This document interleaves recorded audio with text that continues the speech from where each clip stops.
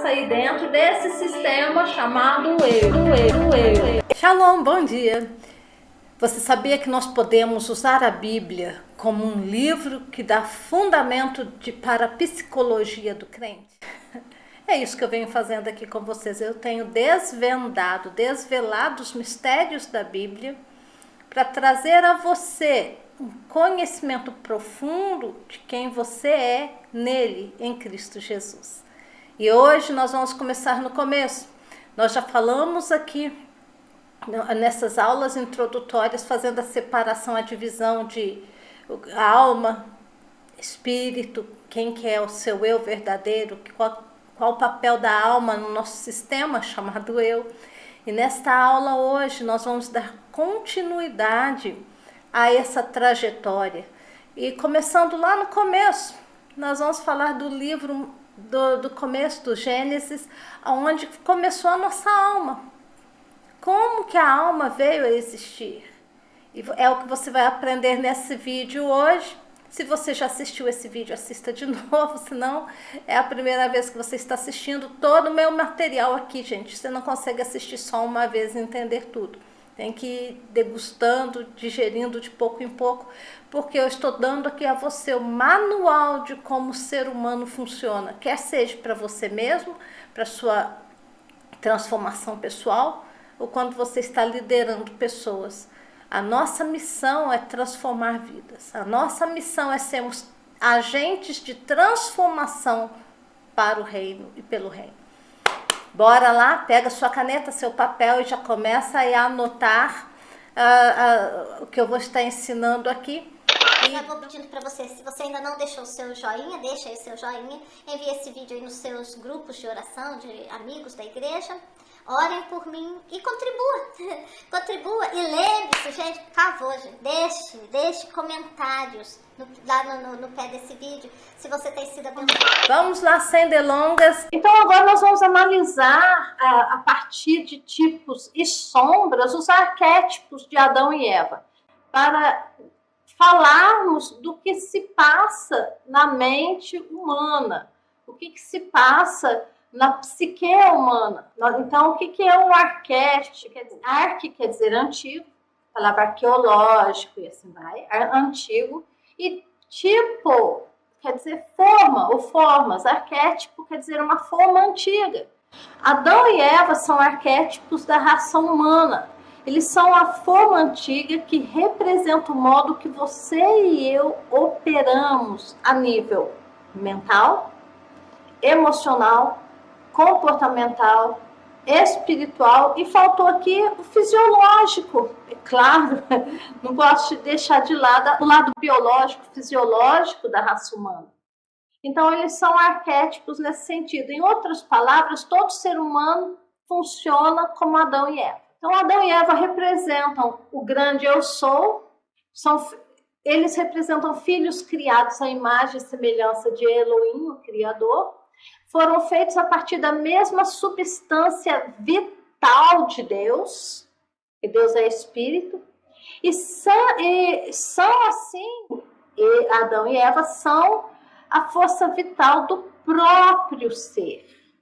Então, eles foram criados da mesma substância que o Pai é criado, que o Espírito Santo tem, que o Jesus tem, você e eu temos. Então, o arquétipo Adão quer dizer vermelho, avermelhado. Aqui, tomando a palavra aqui, quando ele foi feito do barro, né? Vermelho, avermelhado. O Adão representa o homem genérico, todo homem.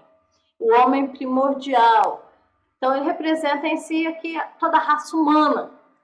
E a palavra Adão, o arquétipo de Adão, resume-se na ideia do homem individual. Lembrando que o que Deus chama de homem é o espírito, né? Então, Deus, quando criou Adão, Deus criou e fez. Deus criou o homem à sua imagem e semelhança no espírito, e depois Deus foi lá e fez um corpo de barro para que Adão, o espírito, chamado homem, agora pudesse viver em contato com o mundo físico, para que Adão vivesse aqui na Terra, em contato com o mundo físico, Deus criou para ele, Deus fez para ele um corpo. É como se essa roupa aqui, ó, o que a Bíblia chama de homem é o espírito, e o corpo de Adão seria o terno, o vestido que veste o espírito. Eva, ela representa o aspecto feminino do homem genérico. Lembrando que homem, já que eu já mencionei que homem, Deus atribuiu a palavra homem ao espírito, então nós temos aqui o aspecto genérico do feminino, que é o homem genérico, em outras palavras, é o homem fêmea. Adão seria o homem macho e a mulher o homem fêmea, ou o homem com ventre, o homem com útero, na verdade. Então, a Eva, ela representa a vida elementar, amor, sentimento na consciência divina. É o grande eu sou, o Elohim, ele coloca sentimento no que ele pensa, e deste modo, Eva representa o sentimento, as emoções. E assim ela veio a ser a mãe de todo ser vivente, porque tudo que existe no nosso mundo é criado via emoções. Isso nós vamos aprender mais lá na frente, quando eu estiver falando mais de Eva como sendo a alma humana, a representatividade da alma humana, e Adão sendo a representatividade do espírito humano. Então nós vemos que Eva, ela é identificada com a vida elementar e absoluta de Deus. Deus, ele, quando você olha assim para o amor de uma mãe, é sempre falando do amor incondicional de Deus, é sempre apresentando esse lado feminino, essa energia feminina, divina, fluindo na natureza. Lembrando que Deus não é macho nem fêmea, Deus não é homem nem mulher. Deus, ele é feminino e masculino, mas não com essa ideia de sexo que nós temos no mundo aqui, na ideia carnal dessa separação de sexo que nós fazemos, de gênero que nós fazemos. Então, a mulher caída, que é a mulher adâmica, a mulher natural, ela tipifica a luta da alma para recuperar seu estado perfeito de existência do absoluto Deus. Vou falar sobre isso o tempo todo, porque é aqui que está o nosso problema no nosso relacionamento com Deus, e é aqui que está o nosso problema na vida da humanidade. É essa luta da alma, lembrando que Eva representa a sua alma e a minha. E a nossa alma, essa jornada de Gênesis a Apocalipse, a nossa alma está em procura de recuperar o seu estado de existência do absoluto Deus, da comunhão que ela tinha com Deus antes da queda. E é claro, por analogia, nós não poderíamos deixar de falar da serpente, porque aí é esse trio, né? Adão, Eva e a serpente. O que a serpente representa? Ela representa o lado animal, instintivo do homem, os nossos instintos. Ou representa uma vida sensorial, uma vida que é dada aos 5 sentidos. É a nossa aquisição da sabedoria, a aquisição do conhecimento através dos sentidos humanos.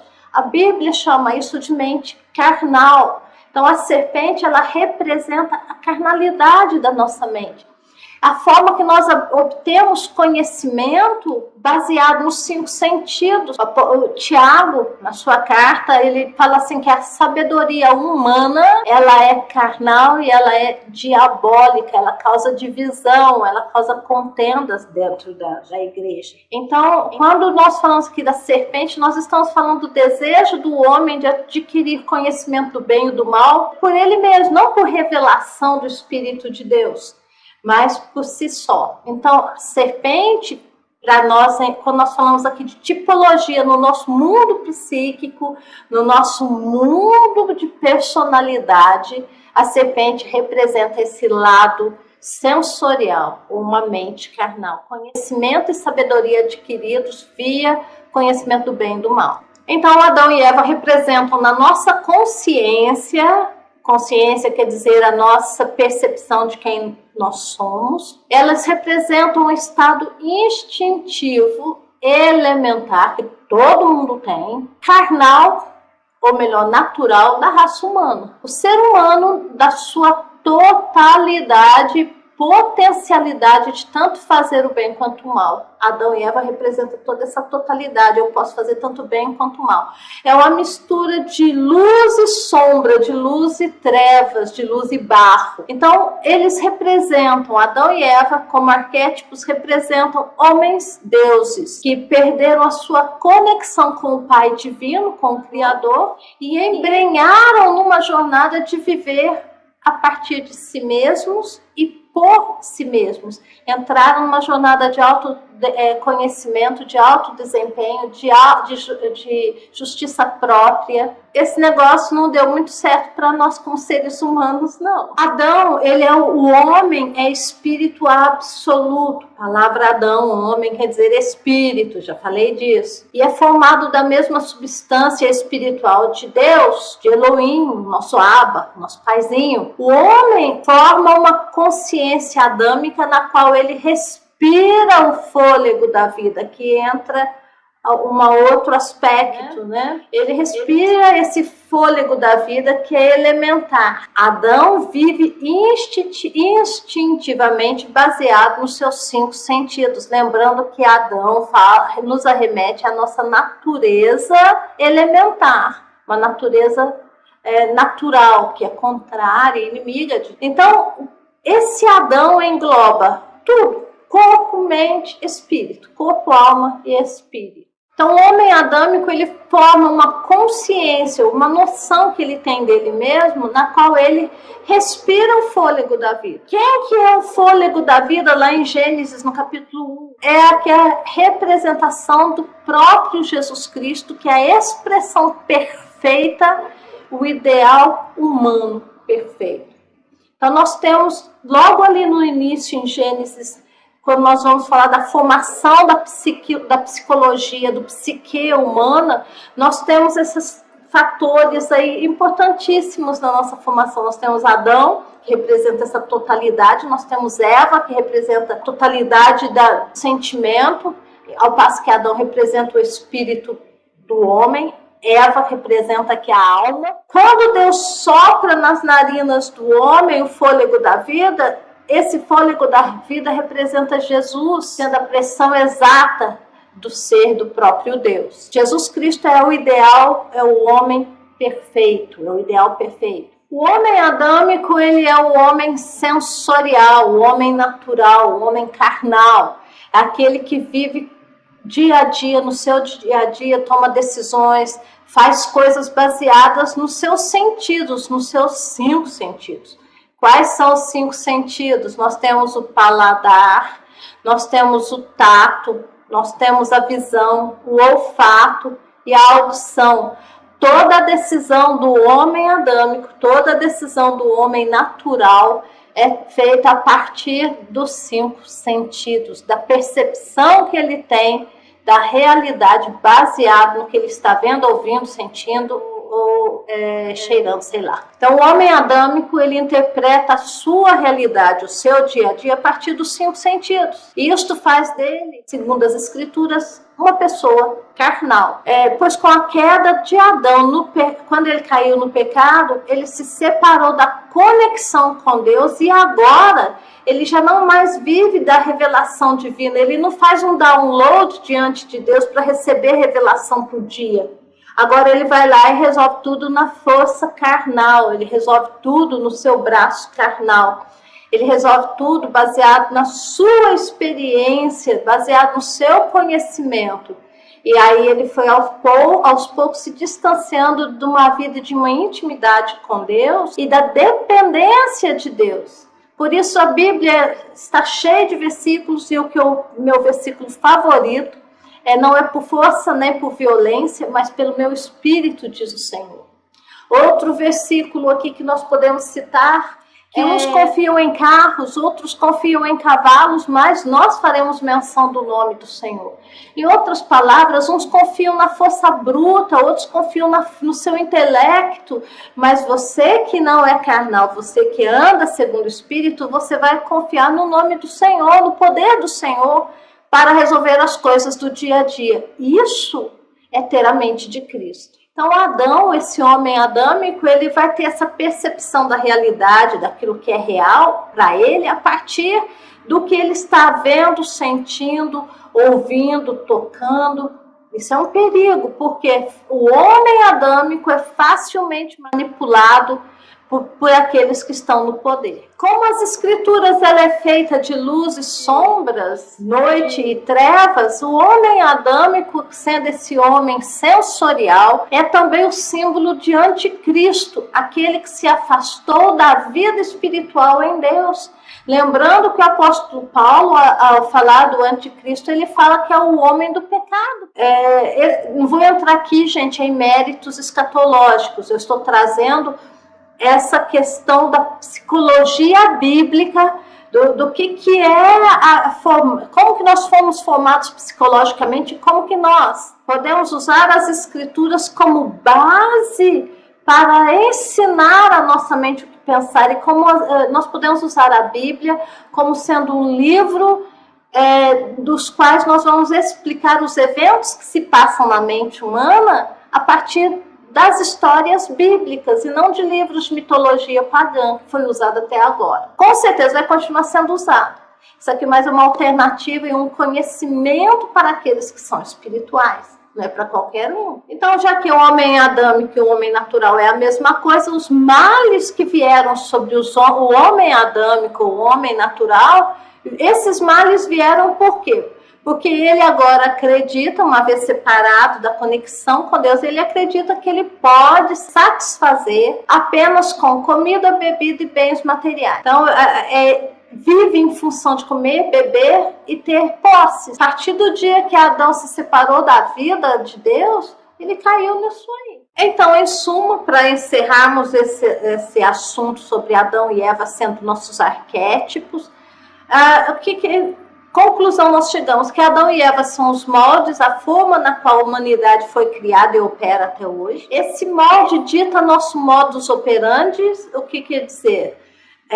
Como que eu opero a nível de pensamento, emoção, vontade e comportamento. A serpente tem um papel importante aqui também. A serpente representa o modo pelo qual nós adquirimos sabedoria e conhecimento humanos a partir dos nossos sentidos. E essa sabedoria, este conhecimento humano, muitas vezes nos empurra para longe de Deus e nós nos tornamos inimigos de Deus no conhecimento, de acordo com a palavra de Deus em Romanos capítulo 1, de acordo com a palavra de Deus em Tiago. Então nós vemos que o tempo todo o conhecimento do bem e do mal se tornou, fez com que nós nos tornemos inimigos de Deus na nossa mente, na nossa imaginação, no nosso sistema. Já vou pedindo para você, se você ainda não deixou o seu joinha, deixa aí o seu joinha, envie esse vídeo aí nos seus grupos de oração, de amigos da igreja, orem por mim e contribua, contribua e lembre-se, gente, por favor, gente, deixe comentários lá no pé desse vídeo, se você tem sido abençoado. De pensamentos. E aqui nesse canal, onde eu vou estar te ensinando a trabalhar esses eventos da mente, entender a batalha espiritual, por que nós temos essa batalha espiritual a nível de mente, a nível de alma, e como que você vai poder crescer espiritualmente e psicologicamente a ponto de se tornar o homem e a mulher que Deus desenhou você para ser. Tá bom? Fica com Deus, a gente se vê até a próxima aula.